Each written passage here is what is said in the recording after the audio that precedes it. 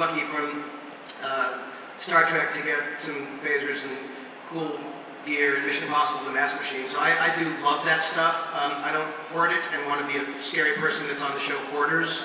Have you seen Hoarders, by the way? Holy shit, how can that be a show? How many hoarders? It's unbelievable. Anyway, I'm scared of becoming a hoarder. No. None of the bubbly stuff. It's weird. Because I ordered some online. I do have all the props and costumes from Dr. Horrible. Which I was planning to sell at some point to help fund the next one. I don't get terribly attached to things or people.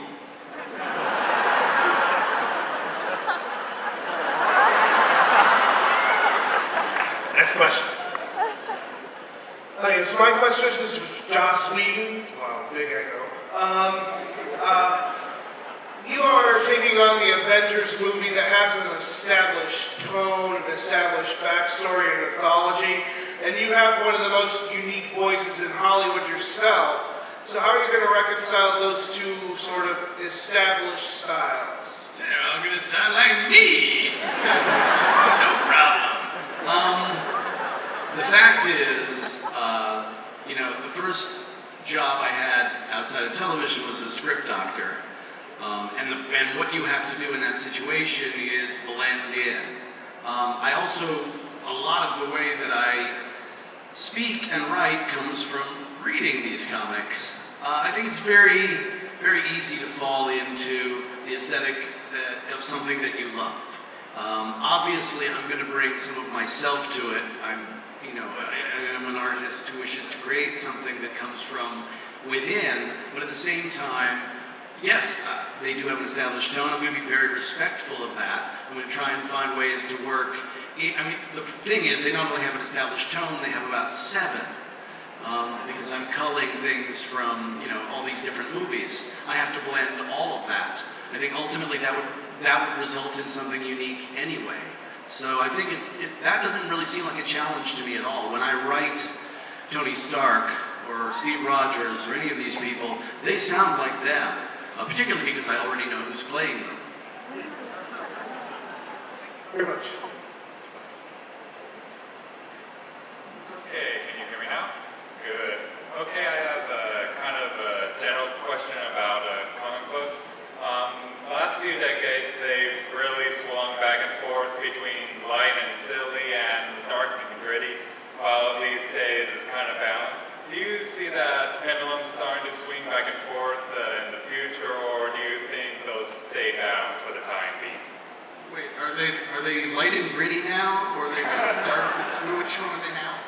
Well, there's elements of both. They're more dark, but the lighted stuff is starting to come back. I will only say this, that I do feel like there was an element of nihilism that started to eat itself, where things got so dark that they couldn't maintain, except for some reason that I still can't quite understand, The Walking Dead, which never gets old, never gets tired, just the best book. But I did feel like, even in some of the mainstream comics, they were getting really cavalier about killing lots of people and everybody dark, and I think ultimately that does have to swing back a little bit too. They're heroes, right? They're a better version of us that's in some way. That's mainstream, I don't know if Chris Ware has gotten too gritty lately. Gritty, but very, very clean. Yes. Very clean lines. Thanks a lot, guys. All right, next question. Hi guys, I was wondering what you thought about film school. Do you think it's worth the time and the money, or do you think you should just go your own way? Just go your own way. Do film school.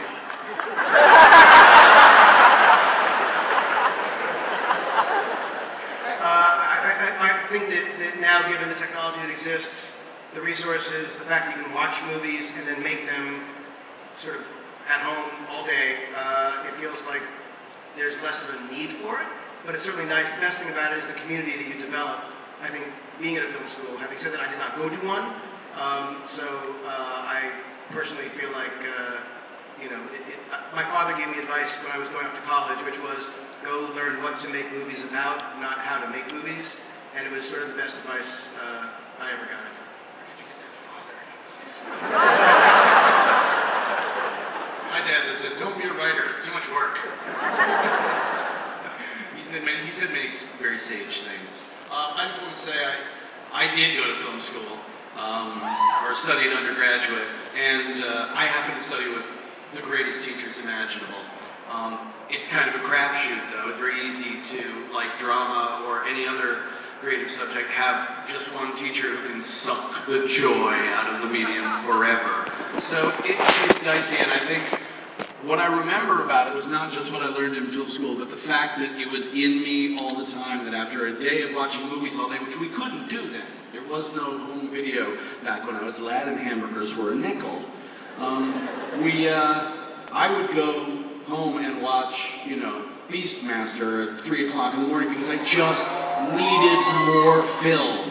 So it was the internalization of the thing that really mattered, and that is something you can do without the school. If you love it, if you need it, if you're obsessive about it, the school is where you find it. Yeah, we have time for one more question. It better be the best one. The best. Okay. I'm asking a question on behalf of my brother who couldn't be here. He's a writer and he just started, and he lets me read his stuff up until about a month ago, where I gave him advice he didn't like. And so I was just wondering on his behalf if any advice is better than no advice when it comes to writing. Definitely the best, by the way, definitely the best. You guys are pikers. That's a question.